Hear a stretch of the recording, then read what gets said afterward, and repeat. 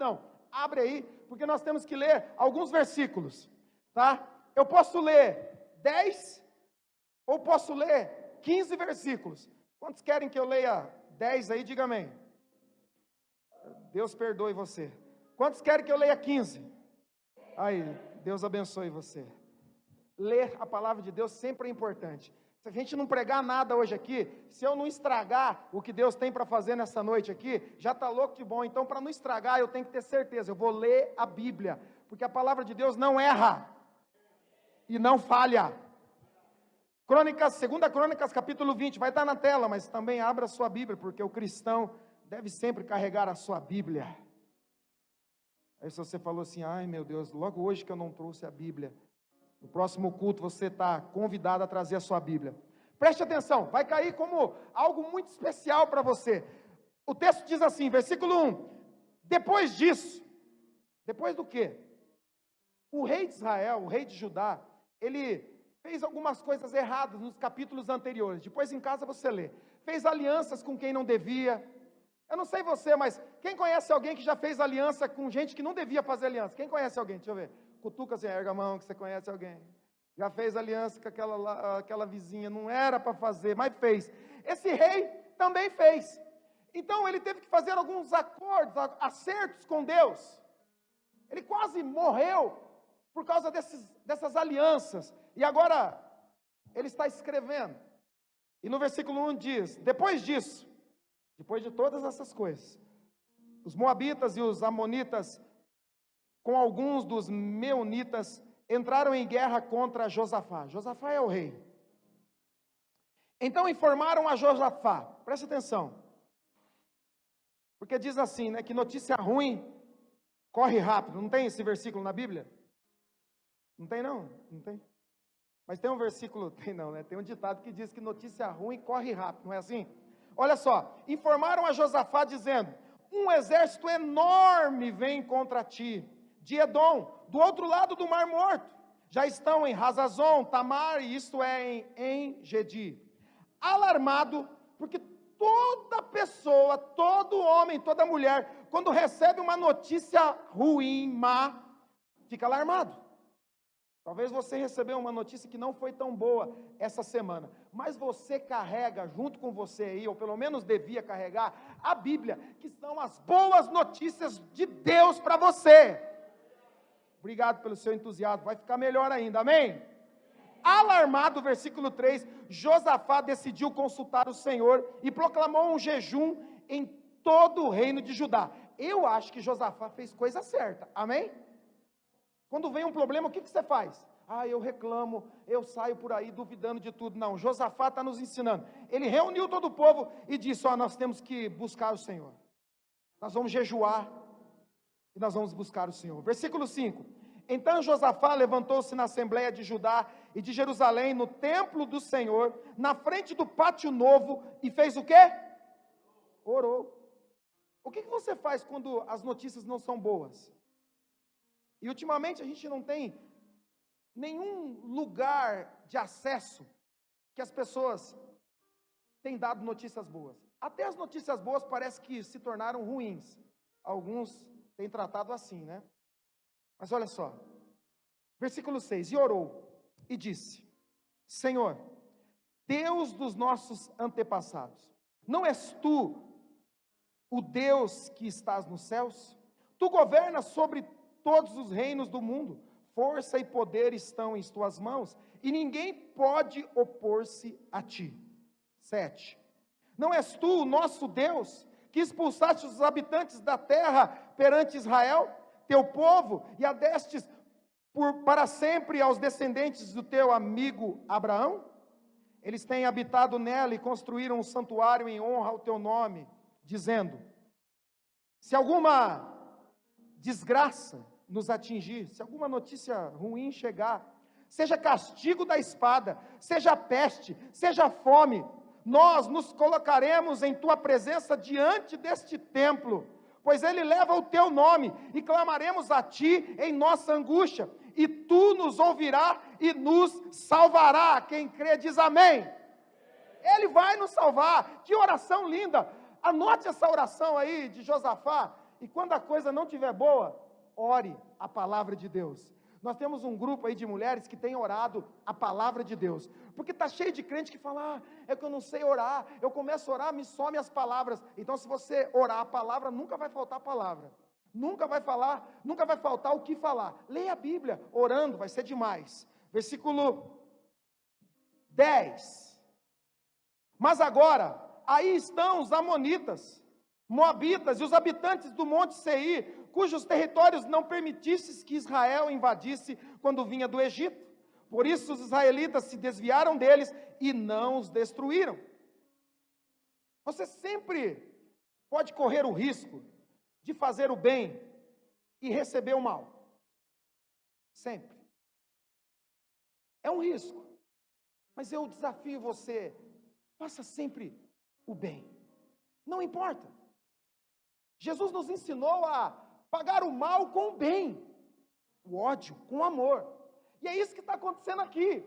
O povo não destruiu esse povo que estava lá na terra quando eles chegaram. E agora, esse povo que foi poupado, está fazendo guerra contra eles. É mais ou menos quando você ajuda alguém, e essa pessoa depois fala mal de você. E você fica ofendido. E a ofensa, nós já sabemos, é uma decisão. Não é verdade? Sabe, ser ofendido é a atitude de alguém.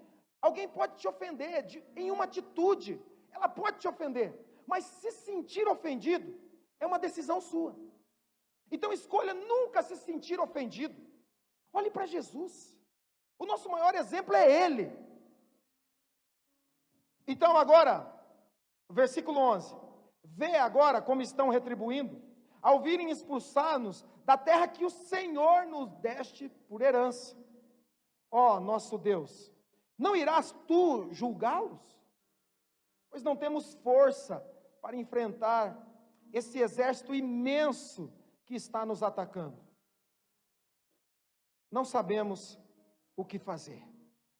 É verdade que esse versículo, ele fala muito comigo, porque eu já enfrentei várias vezes, situações em que eu olhava para tudo que eu sabia, ou para tudo que eu já tinha enfrentado, eu falei, eu não sei como enfrentar isso. E é difícil nós chegarmos nesse ambiente, porque nós pensamos ter resposta para todas as coisas, e a maioria das vezes não temos. Então Josafá, na sua oração, ele diz, olha, esse povo está aí, é um grande exército, nós não temos como vencê-lo, eu não sei o que fazer. Mas ele não para por ali.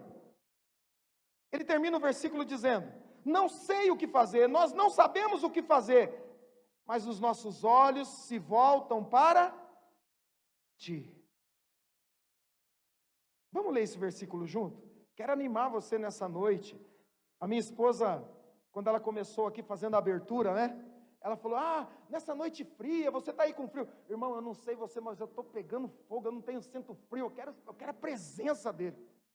Porque eu estou com frio. Mas frio faz parte da nossa geografia, irmão. Você mora no sul, muda para o nordeste, que lá só tem calor. Mas se você mora aqui no sul e gosta, amém? Então aguenta, fala para quem está atrás, aguenta, faz parte. E ela falou, olha, se você está aí meio com frio, vamos adorar a Deus. Irmão, você precisa de incentivo para adorar a Deus. Você precisa quem precisa de incentivo é torcida de time.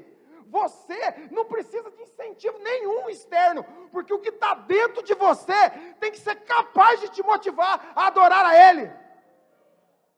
Está aí dentro já. Eu não sei o que fazer, mas os meus olhos estão em Ti. Eu gosto muito desse versículo. Eu gosto muito desse versículo. Tem gente que gosta daquele, tudo posso naquele que me fortalece. Eu gosto desse. Tem mais a ver comigo. Eu não sei com você. Porque esse negócio de tudo posso naquele que me fortalece é meio estranho, porque a gente vive reclamando por aí, achando, não consigo, não dá. Mas não tudo posso naquele que me fortalece? Mas esse versículo tem mais a minha cara. Talvez não seja a sua, mas é a minha. Eu não sei o que fazer. Mas uma coisa eu faço. Eu olho para Ti.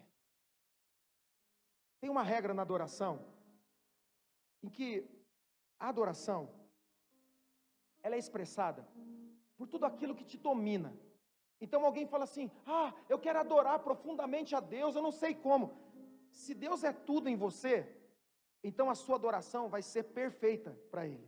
Porque adoração, eu só posso adorar aquilo que está sobre mim. Então se você tem um problema e você fica ali, sabe, reverenciando aquele problema, sabe, falando sobre aquilo, aquilo se torna o seu ídolo, o seu Deus. Mas se o nosso Deus, aquele que nos criou, verdadeiramente é tudo em você, então a sua adoração é perfeita diante dele. Porque não há nada que venha contra a minha vida e a sua vida, que possa tomar o lugar dele que está em nós. Essa é a verdadeira adoração. Nada, nenhuma circunstância vai me tirar da presença dele. E esse versículo fala muito comigo. Ele diz: os meus olhos estão no Senhor. Nós poderíamos dar um título, e o título seria: onde você tem colocado os seus olhos? Onde você tem fixado os seus olhos? No problema? Na crise? Abacuque capítulo 2, não precisa abrir, eu só vou falar rapidamente.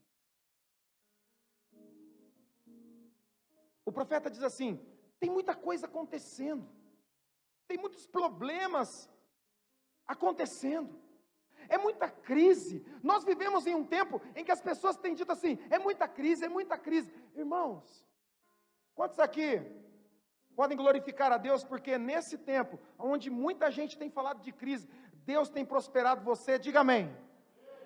Sabe, tem alguém desempregado aqui? Tem alguém desempregado? Erga a mão, porque tem desempregado que não quer trabalhar, né? Daí você não precisa erguer a mão, tá bom? Mas se você está desempregado, quem está desempregado? Deixa eu ver, erga a mão. Deus pode abrir portas de emprego para você amanhã. Ele é o Deus que abre todas as portas. Só Ele tem a chave que abre e que fecha. Então, não há sentido para nós. Eu não sei o que fazer, mas os meus olhos estão em Ti. Quem disse que eu poderia ler 15 aí, diga amém. Mas eu vou ler só até o 12 mesmo. Feche seus olhos, quero orar com você. Pai, eu quero te agradecer, porque essa palavra tem queimado no meu coração diante das lutas que eu tenho enfrentado, diante das lutas que, como pastor, como pai, como esposo, eu preciso me colocar diante do Senhor e pedir: Senhor, faça algo, porque eu não sei o que fazer. Nessa noite, a tua palavra pode encontrar corações aqui que também estão dizendo para si mesmo nesse instante, diante de tantas condições que parecem ruins, parece que nada está dando certo, eu não sei mais o que fazer. E sabe, quando a gente diz muitas vezes para ti: Deus, eu não sei mais o que fazer, sabe, a maioria das pessoas pensa que nós estamos nos entregando, mas o cristão, quando se coloca diante do Senhor, seus filhos, quando se dobram diante de ti, diz: Deus, eu não sei mais o que fazer, eles estão verdadeiramente se rendendo. Nessa noite, nós nos rendemos a ti, e nós dizemos: não sabemos o que fazer, mas os nossos olhos estão em ti, naquele que pode todas as coisas, naquele que é fiel, e a sua palavra não falha, e nunca falhou, e não falhará sobre as nossas vidas. Nós nos apegamos naquilo que um dia o Senhor nos disse, através de alguém, no quarto secreto. Nós nos apegamos na palavra do Pai, na palavra do Filho, na presença do Espírito Santo em nós, e é nisso que nós colocamos os nossos olhos. Não são as crises, não são os problemas, mas é o Senhor. Nós não sabemos o que fazer, mas os nossos olhos estão em Ti, em nome de Jesus. Se você crê, diz amém. Obrigado, obrigado, Senhor. O versículo 17, põe para a tela para nós. Versículo 17 diz assim, olha lá: vocês não precisarão lutar nessa batalha, tomem suas posições, permaneçam firmes e vejam o livramento que o Senhor dará a Judá e a Jerusalém. Eu não sei que tipo de luta você tem enfrentado, mas uma coisa nesse texto fica claro, e você precisa declarar isso, você precisa crer, você não vai precisar lutar. O versículo começa: vocês não precisarão lutar nessa batalha. Toca aí, toca em alguém e diga, nessa não. Vai lá, toca lá. Você não vai precisar lutar nessa batalha.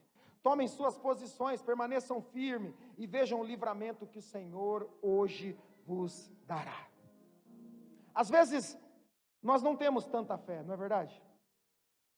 Mas sabe, o que eu tenho aprendido é que onde a minha fé se limita, a graça do Senhor é abundante sobre nós. Então, aonde a minha fé não consegue me levar, a graça que está sobre nós nos leva. É por isso que algumas vezes nas nossas vidas, nós não conseguimos enxergar. Puxa, eu passei por aquela fase e alguém diz assim, nossa, você tinha tanta fé, e você internamente diz, meu Deus, eu não tinha fé mais nenhuma, não sobrava mais nada. E você não entende, mas eu quero te dizer, onde a sua fé para, a graça do Senhor pode te levar. E se você crê, diz amém. A graça é mais poderosa do que a própria fé. Ela faz. E muitas vezes estamos sem fé, por quê? Porque estamos cansados, com batalhas que muitas vezes não são nossas, lutando lutas que não são nossas. Quando estamos assim, cansados, não entendemos a natureza das lutas. Você já não passou por uma fase que você dizia assim, meu Deus, eu não sei de onde está vindo isso, eu não sei por que estão acontecendo essas coisas. É porque muitas vezes estamos cansados e não temos condição de discernir de onde as lutas estão surgindo. Quando você está assim, cansado, e não sabe a natureza da batalha, você não consegue enxergar de onde a batalha está surgindo, você muitas vezes vai ter atitudes no momento errado, vai se posicionar da maneira errada, vai lutar uma luta sem entender o que está acontecendo e vai perder, vai errar, e vai lutar no nível errado da batalha. Eu gosto desse texto porque Josafá está enfrentando um grande desafio, e sabe, ele nos ensina de forma muito simples. Josafá reúne os sacerdotes, os levitas, pede para que eles se juntem para montar uma estratégia. E sabe, às vezes a gente faz isso. A gente chama a família e fala, olha, tem uma grande luta, um grande problema, pode ser uma doença, pode ser uma crise financeira, pode ser um problema familiar. E a gente fala, nós precisamos todos nos unirmos e ver qual a melhor estratégia. E aí sempre tem alguém que tem uma ideia brilhante. Sempre tem alguém que tem um conselho brilhante para te dar. Mas Josafá reúne todo mundo, mas não para perguntar o que você acha. Ele reúne todo mundo com uma estratégia definida. E qual é? Ele fala, vamos orar. Vamos orar. A oração é a melhor opção para os momentos de crise. Parece simples, mas é muito eficaz. Quando as pessoas vêm falar comigo, seja qual for o problema, o que nós mais enfrentamos hoje é problemas familiares, relacionais. E eles dizem, olha, nós estamos enfrentando uma grande luta, é uma batalha difícil. A primeira coisa que eu pergunto é, vocês têm orado? E sabe, essa pergunta parece meio clichê. A gente fala, eu pensei que o pastor ia me dar uma receita mágica. Irmão, não existe receita mágica. Só existe uma receita, que é Jesus. O caminho, a verdade e a vida. Então eu tenho que perguntar, você tem orado? E ele diz, nós não temos orado. Vocês têm lido a Bíblia? Nós não temos lido a Bíblia. Então como é que você quer que aconteça algo diferente na sua vida? Não vai ser o pastor, não vai ser o louvor, não vai ser nada de externo que pode mudar aquilo que está dentro de você. Então você tem que fazer as coisas simples, porque as coisas simples geram coisas extraordinárias em nossas vidas. Se você está enfrentando uma batalha que parece ser maior do que você, eu convido você a olhar o exemplo de Josafá. Sabe, há mais ou menos uns 13 anos atrás, eu li esse texto de uma forma, acho que mais de 13 anos. De uma forma assim, eu tentei entrar um pouco mais, e esse texto começou a falar diretamente comigo. Eu gosto tanto quando a Bíblia não é a Bíblia para o outro, porque tem muita gente que sabe a Bíblia sempre para o outro. Conhece gente assim? eu sei muito da Bíblia, é sempre para o outro, porque não aplica na vida dele. Então eu queria saber muito, mas aí o Espírito Santo começou a falar, você quer saber muito para o outro, mas está na hora de você saber muito para você. Porque a palavra de Deus primeiro, sempre quando ela vai fazer algo na vida de alguém, primeiro faz em mim e em você. Pelo menos para 3 pessoas aqui é assim, né? O restante é tudo para os outros mesmo. Sabe, tudo que Deus começa a fazer, primeiro começa dentro de nós, para que depois possa ser externo. Começa dentro e depois aparece. Josafá faz uma oração que eu acho que é fenomenal. E tem algumas particularidades nessa oração que eu acho assim, que define o que nós precisamos viver. Versículo 5, diz assim: então Josafá levantou-se na assembleia de Judá e de Jerusalém, no templo do Senhor, na frente do pátio novo. Sabe, deixa eu explicar um negócio aqui. Esse templo é o templo que Salomão tinha construído. É o templo de Deus. Agora, deixa eu te mostrar algo bem rapidinho. Abre para nós lá. Você tem mais 5 minutos aí, amém? Quem me dá mais 5 minutos aí? Deixa eu ver, 5, 10, 15, já deu 20, tá bom, 20 tá bom. Vamos lá, 2 Crônicas 6, 28. Olha só, Josafá faz uma oração, mas ele faz uma oração pautado naquilo que foi instituído para a casa de Deus. O local onde Deus esperava toda a adoração. Não é uma oração que ele faz sem pensar, sem ter uma base. Não, ele está lembrando de coisas e a partir dessas situações e coisas que ele lembra que aconteceram, então ele começa a fazer a sua oração. Sabe, uma das coisas que eu tenho aprendido e que eu tenho visto muito no meio cristão é que a gente aprendeu a decorar versículos sem entender contextos. Então nós declaramos versículos que não são a nossa realidade. Mas Josafá não. Ele vai fazer uma oração linda, poderosa, mas ele está se lembrando de algo que foi dito, de uma palavra. A gente tem a tendência de esquecer palavras que foram ditas sobre as nossas vidas. Se eu perguntasse aqui, quem um dia já recebeu uma palavra de Deus? Talvez você comece a se lembrar, puxa, quando eu tinha lá 14 anos, falaram isso. Sabe, quando eu era mais jovem, um dia disseram isso. E por que não aconteceu? E não aconteceu. Não aconteceu porque você não se apega à palavra do Senhor. A maioria das pessoas que recebem uma palavra de Deus, eu estava falando com a minha esposa essa semana, quando a gente fala de prosperidade, Deus pode te prosperar. A primeira coisa que vem na sua cabeça qual é? Dinheiro, financeiro. E isso é verdade. Mas o entender isso é importante para que a gente possa ser abençoado nessa área. Porque tem gente que pensa que prosperidade é assim que funciona. Eles vão orar por mim, vão colocar a mão sobre mim, e Deus vai derramar dinheiro lá na minha conta, e eu vou prosperar. Irmão, isso não acontece. Lá no encontro com Deus, quem já foi no encontro com Deus aí? Deixa eu ver. A gente fala assim, olha, você foi tremendamente abençoado. Nós sempre falamos isso no domingo, né? Quando as pessoas estão mais leves, já aceitaram Jesus plenamente. E a gente diz assim, olha, tem uma coisa que a gente precisa contar para vocês, que Deus ainda vai fazer na vida de vocês, e eles estão esperando, e a gente fala assim, você sabe aquele carnê da Casas Bahia, que você devia ainda 48 suaves prestações, aquele carro que você fez em 90 vezes, sabe tudo isso que estava no seu passado, e a pessoa pensa, Deus vai mudar tudo isso, então eu falo assim, não, vai estar lá, segunda-feira você vai ter que pagar tudo isso aí, conta de luz atrasada, internet, vai ter que pagar tudo isso, porque Deus está verdadeiramente, Deus se importa com o que está dentro, e quando Ele muda o que está dentro, o que está fora começa a mudar, porque você começa a ser um abençoado. A Bíblia diz que em Abraão seriam abençoadas todas as famílias da terra. Quantos creem nisso, diga amém. Então você é um abençoado. Quem está aí do seu lado é um grande homem e mulher abençoado em Deus, amém?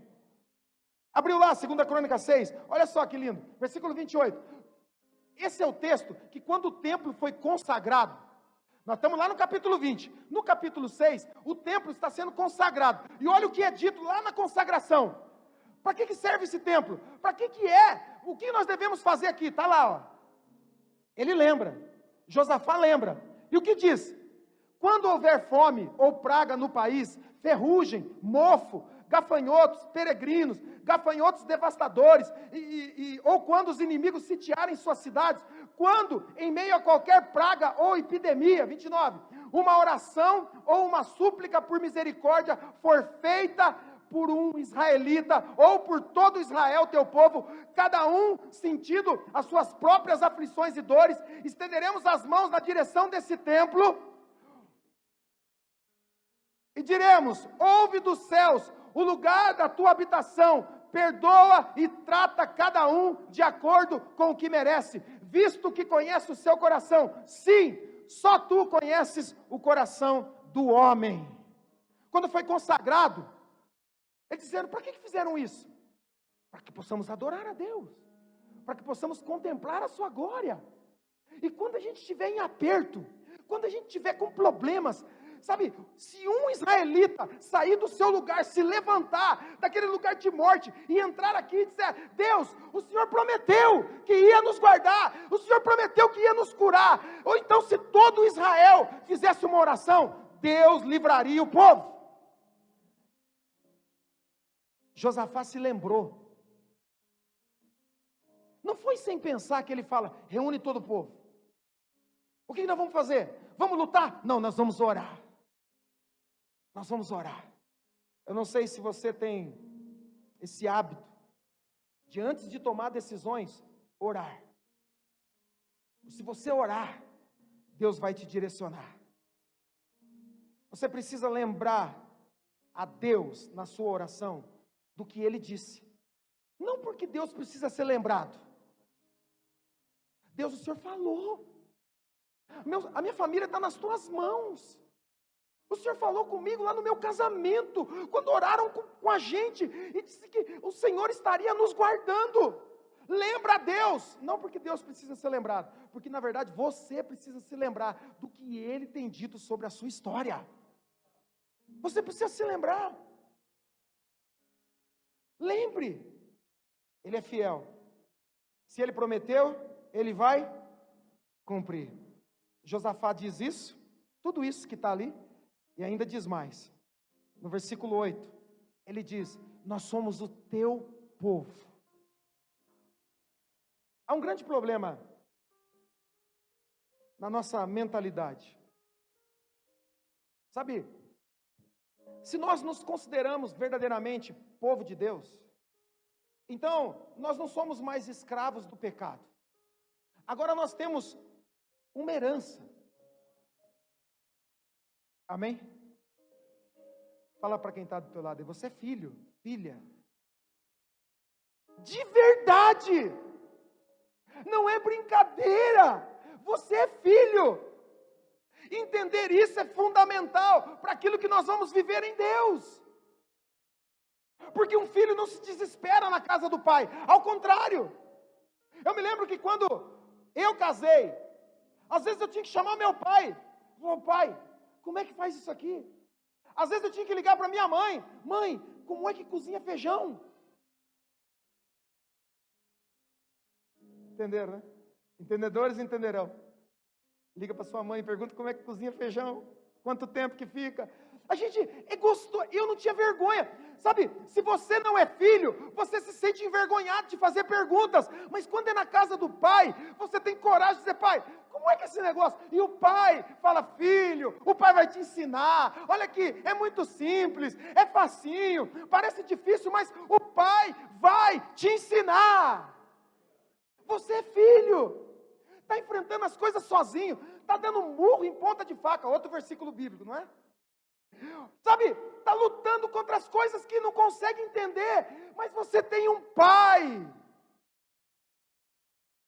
Josafá diz, o Senhor é o nosso pai, há uma promessa, o Senhor é um Deus poderoso, e Deus, olha aí os inimigos, qual é o seu problema? Qual é o seu problema? A gente veste uma roupa de super poderosos. Toda vez que eu encontro alguém, eu pergunto, oi, tudo bem? como é que você está? Eu nunca, até hoje, acho que amanhã vai acontecer. Nunca ninguém disse, pastor, não está nada bem, olha, eu estou precisando de ajuda. Não, você pergunta, como é que você está? Está tudo bem? Glória a Deus, aleluia.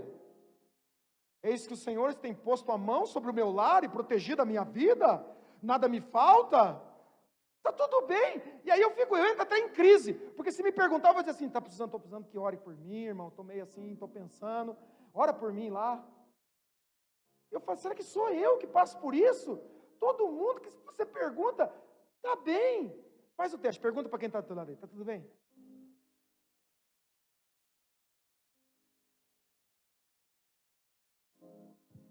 Aí estão os inimigos seus, eles estão nos atacando. E sabe, é interessante porque quando Josafá faz essa oração, ele faz depois de ter errado feio nos versículos anteriores. Nos versículos anteriores, Josafá faz uma aliança com Acabe. Acabe é um dos piores reis, o tipo de pessoa que um cristão não deve se envolver.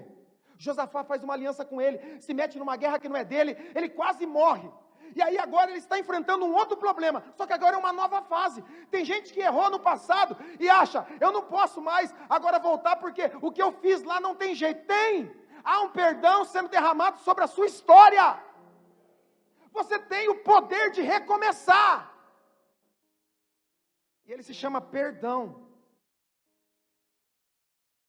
Josafá não tem vergonha e ele fala, Deus, estão nos atacando e dessa vez a culpa não é minha.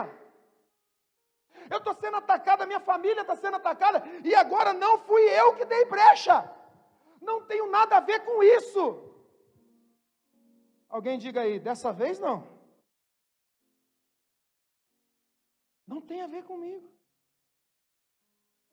Dessa vez não. Dessa vez é diferente. Não fui eu. Agora entenda, o que você faz? Quando você não fez nada e a luta aparece. Sabe aquela história? Estou indo na igreja, na célula, estou lendo a Bíblia. Oh, aleluia! Tem gente que chega para a gente, pastor, estou lendo a Bíblia. Não faz mais que essa obrigação, né, irmão? Você é crente.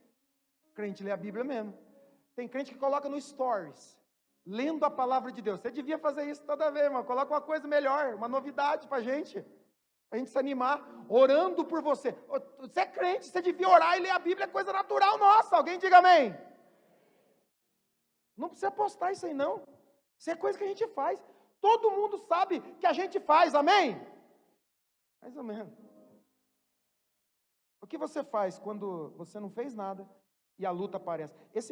Essa parte da palavra aqui, eu estava pensando em mim mesmo, lá em casa. Eu não faço nada e vive estourando em mim as brigas lá em casa. Essa parte que eu escrevi para afrontar alguém aqui. Nesses momentos você precisa ter uma certeza. Pode ser maior do que você, mas não é maior do que o seu Deus. É maior do que a sua paciência, mas não é maior do que o seu Deus. Sabe, todo mundo vai passar por desertos. Todo mundo vai enfrentar batalhas. Não tem ninguém aqui nessa noite, a não ser que seja um bebê que acabou de nascer. Até o bebê que acabou de nascer pode ter, como é que chama quando o bebê começa? Cólica. Até eles, recém-nascidos, tem problema, irmão. Todo mundo aqui vai ter uma crise um dia. Não uma, várias crises. Todo mundo vai passar por deserto, tempestade, luta. Nós cristãos gostamos dessas metáforas, né? Tempestade, pastor, estou na tempestade. Oh.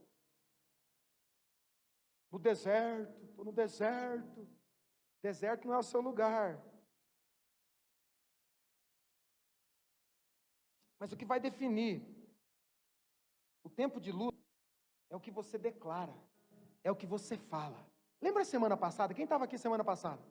Você não pode construir algo poderoso na oração e depois quando você sai lá da oração, clamando por um milagre, clamando pela vitória na sua casa, na sua família, na sua vida financeira, você não pode sair daquele momento de oração onde você construiu alicerces. E depois, só porque as coisas não deram certo no primeiro momento, você destruir tudo com as suas palavras. Ah, sabia que não ia dar certo, sabia que esse homem não ia mudar, sabia que essa mulher não ia mudar, sabia que eu não ia receber aquela vaga, aquela promoção. Você destrói tudo o que você construiu orando.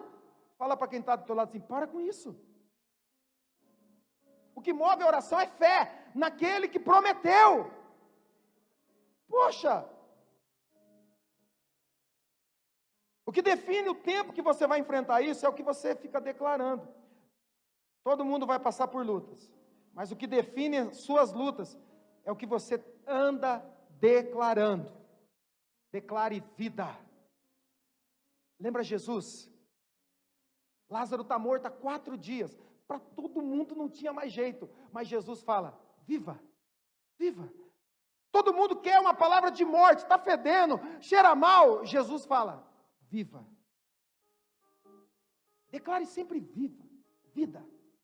Ao invés de declarar não tem jeito, fala, vai ter jeito. Pegou isso aí, irmão?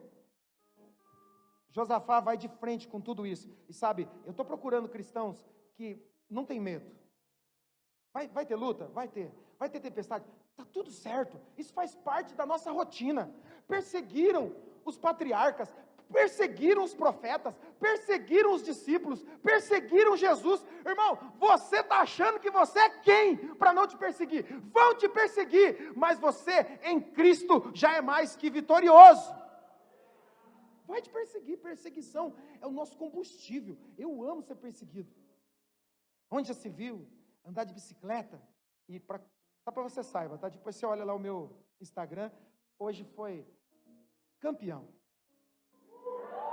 Pode olhar, aplaudir depois Jesus, porque nós crescemos lá, hein? Deus é mais, Deus é mais. Olha só, Josafá vai de frente, e ele diz, Senhor, pertencemos a Ti, nós não somos o Seu povo, a culpa não é nossa, nós não fizemos nada, e olha isso, essa grande batalha veio. Agora, põe o versículo 12 para nós, versículo 12. Eu não sei o que fazer. Está lá. É de Crônicas 20.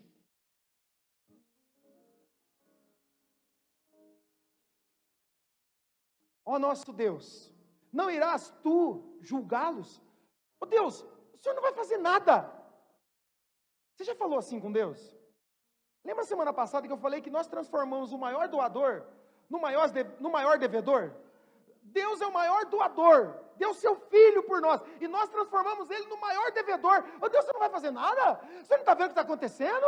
Olha o que estão falando de mim. Qual o problema? Quem já foi ofendido aqui alguma vez na vida? Deixa eu ver, erga a mão. Erga a mão, já foi ofendido? Irmão, está tranquilo, porque com certeza você também já andou ofendendo alguém por aí. Antes de conhecer Jesus, a gente andava ofendendo pessoas. Está tudo certo. Aguenta firme. Ele diz, você não vai fazer nada? Pois não temos força para enfrentar esse exército imenso que vem nos atacar. Não sabemos o que fazer. Eu não tenho mais força. Eu não tenho mais ânimo. Eu não sei o que fazer. Uau! Eu não sei mais o que fazer. Eu já fui pego algumas vezes assim. Não sei o que fazer. E o pior é que a tentação é tentar fazer alguma coisa. Está dando errado, você fala, vou tentar fazer alguma coisa. É o que o diabo quer que você faça. Faça algo. Não precisa perguntar para Deus, você é inteligente. Faça algo. Algumas vezes eu já estive assim. O Senhor não vai fazer nada? Porque eu não sei o que fazer. Parece, se a gente não lê o texto todo, parece de alguém que não, verdadeiramente está perdido. Mas não é. Porque você pode dizer, eu não sei o que fazer. Você pode dizer. Sabe, aprenda a falar, não sei o que fazer. Algumas pessoas me procuram, pastor, aquele texto lá em Apocalipse, o dragão de 7 cabeças, eu falei assim, não sei o que é não. Não sei. A besta que surge do mar, a única besta que eu conheço é aquele carro que a Kia lançou lá, né? Eu não tenho todas as respostas, irmão, eu não sou Jesus. Às vezes a gente pode falar, não sei o que fazer. Verdadeiramente, não sei o que fazer. E isso não significa incapacidade. Ao contrário. Isso significa dependência. Eu não sei o que fazer, mas eu coloco os meus olhos em Ti. Elevo os meus olhos para o monte, de onde me virá o socorro. Eu sei de onde me virá o socorro. O meu socorro vem do nosso Deus. Você precisa saber disso. Eu não sei, mas os meus olhos estão em Ti. Colocar os olhos no local correto, no lugar exato, é o que nos faz vencer. Lembre-se, não é porque você não vê Deus no meio da crise, não é porque você não vê Deus no meio da tempestade, que Deus não está te vendo. É muita luta, eu não estou vendo Deus, mas Ele está te vendo, fica tranquilo.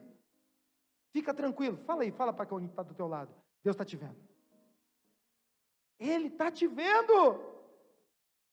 Está tudo certo, está tudo no controle dele. Não é porque eu não estou vendo, não é porque eu não estou ouvindo que ele não está falando, não é porque eu não estou vendo nada acontecer, que ele não está trabalhando. Desde a antiguidade não se ouviu de um Deus poderoso que tem agido, trabalhado para aqueles que nele creem. Não se ouviu com os ouvidos, nem se viram com os olhos. Não se viu um Deus tão poderoso. Você não viu o que Deus ainda tem para fazer com aquilo que você vai se tornar? Deus vai fazer grandes coisas com você.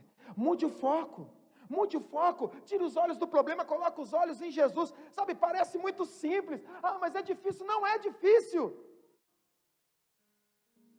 Difícil é ficar tentando resolver o problema olhando para Ele. Olhe para Jesus.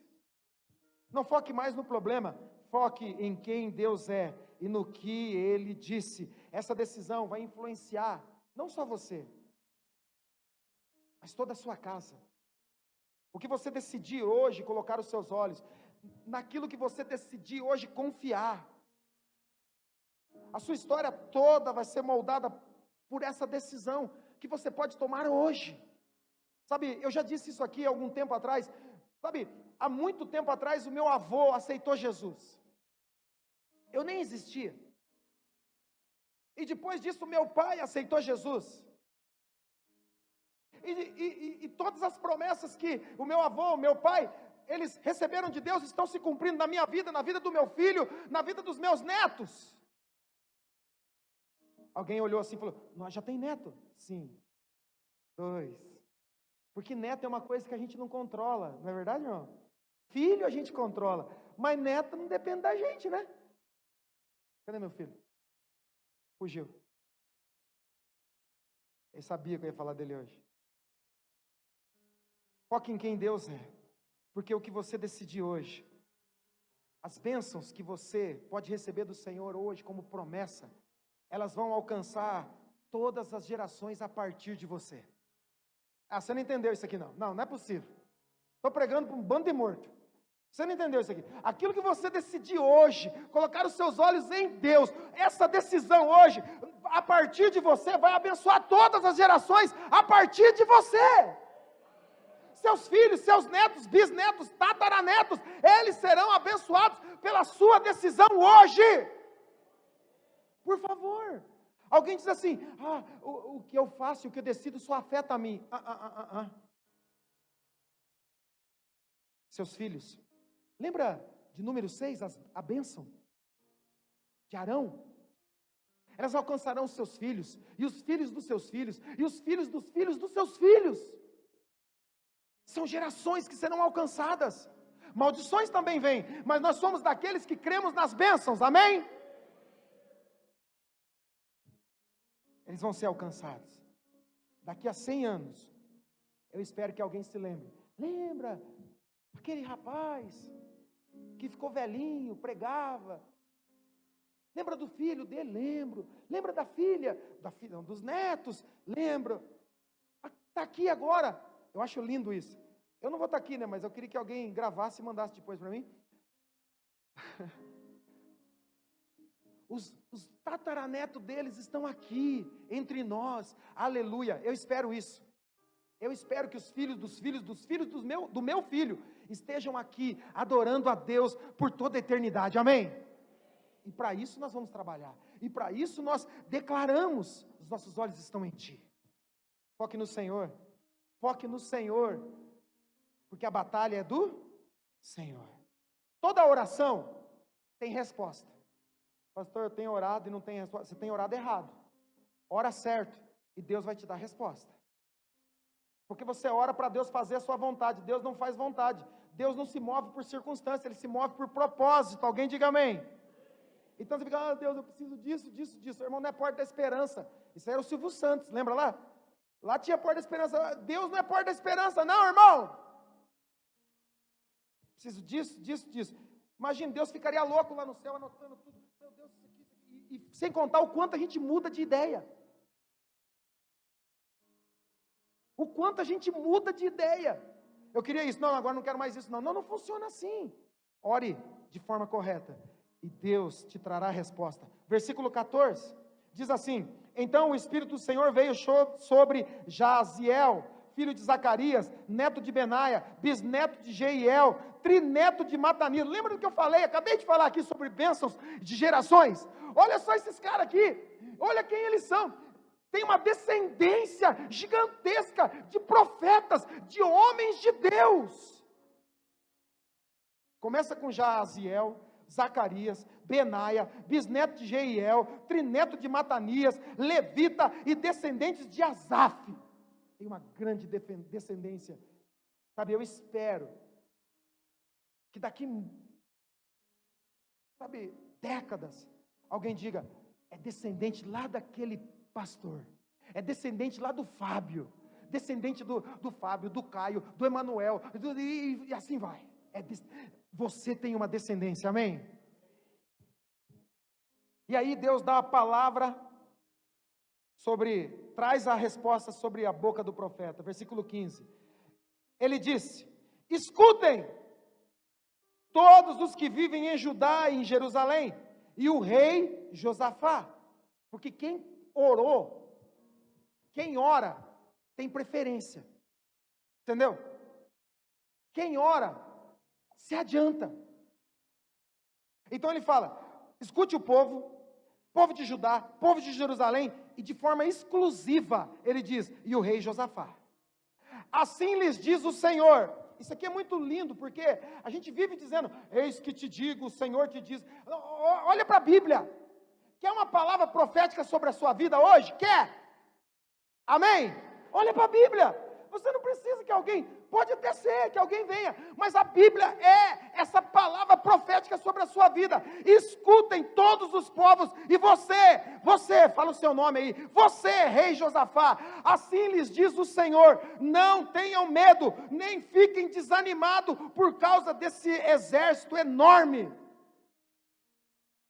Tem um monte de gente falando, ai pastor, as coisas vão de mal a pior, né? Você vê se o fulano lá ganhar, aquele negócio lá, irmão, a sua esperança está em homens ou em Deus? Fala para quem está do teu lado aí, vai melhorar. Com essa coragem que você falou aí, não vai melhorar para você não. Vai melhorar para o outro que está do seu lado, mas para você, fala, vai melhorar. Sabe, Deus está olhando para mim e para você. Você não acabou de enfrentar 2 anos de pandemia, e você está aqui, você é um vitorioso, uma vitoriosa, amém? Irmão, nunca, nenhum de nós aqui dentro, tinha enfrentado algo tão sério, e nós sobrevivemos, Deus está nos guardando.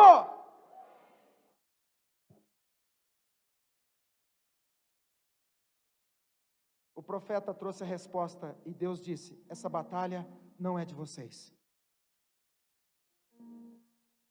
Deus falou para ele, fala para eles, o que você está enfrentando, a batalha que você está enfrentando não é sua, não é sua. Sabe por que tem gente que não vence? Eu conheço pessoas que estão na igreja há tantos anos e elas não vencem em algumas áreas. Sabe por quê? Porque não entrega para o Senhor.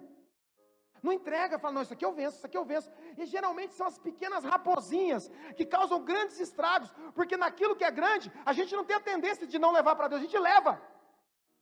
Mas sabe, existem situações na sua vida que já se tornaram grandes, não porque são grandes, mas porque faz tempo que está acontecendo. E as piores batalhas não são as grandes, são as que demoram a serem vencidas.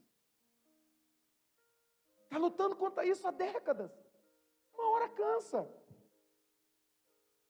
Ele diz, essa batalha não é sua, não é de vocês. Para de se preocupar. E ele termina o versículo dizendo, pois a batalha não é de vocês, mas, entretanto, todavia, de Deus. De Deus. Se a batalha é de Deus, por que você está lutando?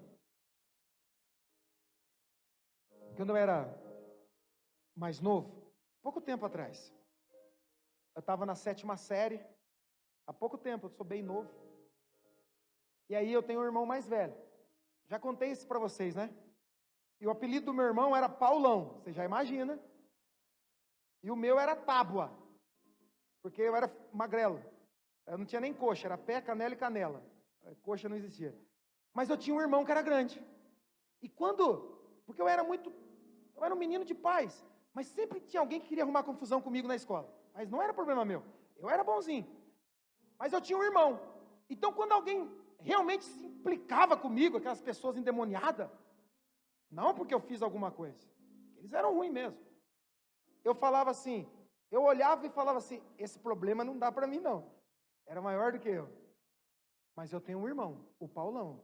Eu ia lá e falava assim, olha que interessante, sabe como é que eu chamo o meu irmão? Como é que as pessoas chamavam ele? Paulão. Mas sabe como é que eu chamava ele? Paulinho. Na verdade eu chamava de Painho, porque eu tinha problema na língua, sabe que eu não consegue falar assim? Aí ao invés de falar Paulinho, eu falava Painho. Aí eu chegava assim e falava, Painho, tem um rapaz lá da sala, lá, eu não fiz nada, mas ele não gosta de mim. Ele falava assim, pode deixar que eu vou lá. Aí eu voltava para a sala e falava assim, saída, 12:00, vamos acertar esse negócio aí. Mas quando chegava 12:00, eu não ia lá, porque a luta era com o Paulão. Deus está dizendo, por que você está indo para essa luta? Por que você está, marcando horário? Olha, na saída eu te pego. Lembra desse negócio da saída eu te pego? O Éder tem cara de que na saída ele levou algum carreirão já. Tem cara. O Ezequiel também, Ezequiel está lá quietinho, já levou algum carreirão. Mas quando dava o horário da luta, eu não era bobo. Tem muito cristão bobo. Não, pastor, porque o diabo se levantou contra mim. Irmão, o diabo vai se levantar contra você mesmo. Glória a Deus por isso, porque imagina se ele tivesse aliança com você. O diabo se levantou contra você. Glória a Deus. Isso quer dizer que você é inimigo dele. Mas na hora da luta, lembre-se, a luta não é sua. A batalha não é sua. A batalha é de Deus. Diga para alguém que está do seu lado, a batalha não é sua. E para terminar, fala assim para ele, devolva para Deus. Se a batalha não é sua, devolva. Porque quando a gente está pegando alguma coisa que não é nosso, o que a gente tem que fazer? Geralmente, você empresta a maquita da pessoa lá, a parafusadeira, como é que chama aqueles vidros assim? Tupperware. Tem que devolver. Devia devolver. Algumas mulheres já fizeram assim, irmão, perdoa. Jesus fala assim, perdoa, libera e deixa aí, irmão. Principalmente se for para o pastor. Né, amor? Na hora da saída, não pegue a luta. A luta não é sua. Devolva para Deus. Fala, Deus, está aqui, a luta é sua. O Senhor falou que a batalha era sua, então está aqui, não é mais minha, eu estou te devolvendo. Devolva. Eu sou grato porque esse profeta, ele disse algo poderoso. O povo estava se preparando para lutar. O povo estava se armando para lutar. E se tivessem lutado, teriam perdido. Tem luta que você não entra. Não entre, porque se entrar você perde. O povo estava se preparando para lutar, mas a coisa mais louca é, se tivessem lutado, teriam perdido. Escute, essa batalha é grande demais para você. Então essa batalha não é sua. Devolva para Deus. Se você devolver para Deus, Deus vai dizer, obrigado, é minha, deixa comigo, deixa Deus. E aí você diz, a batalha é do Senhor. Se alguém diz assim, nossa, aquela luta que você estava enfrentando, eu não. Puxa, aquela batalha que a sua família estava enfrentando, não. Sabe, a gente tem que parar de ficar, sabe, dando ibope para problema e para crise. Você não pode encontrar alguém, você precisa encontrar alguém cheio de fé, porque você encontra um cristão e fala assim, puxa, e aquele problema? Pois é, aquele problema terrível, e tem outro, depois daquele problema, parece que um problema puxa outro. Para de ficar dando ibope para o diabo, para doença. Puxa, aquela luta, você fala assim, não, que você estava enfrentando, não. Já encontrou gente que fala assim, é porque aquela minha doença, você sabe, né, que eu tenho aquela minha doença, sua?